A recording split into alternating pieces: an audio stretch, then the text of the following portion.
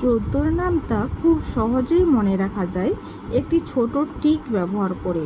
আজকের ভিডিওতে আমি সেই ট্রিকটাই দেখাবো। চলো শুরু করা যাক। প্রথমে আমি 1 থেকে শুরু করব। 1, 2, তবে 3 বাদ যাবে। 4, 5, 6 বাদ যাবে। 7, 8, 9, 10 বাদ যাবে। 11, 12, 13 বাদ যাবে। 14। এরপর এই যে দুটি সংখ্যা আছে এটি গুণ করে এককের সংখ্যাটি লিখব।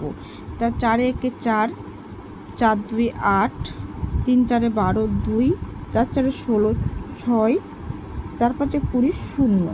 আবার এটা রিপিট হবে পরপর 4 8 2 6 0।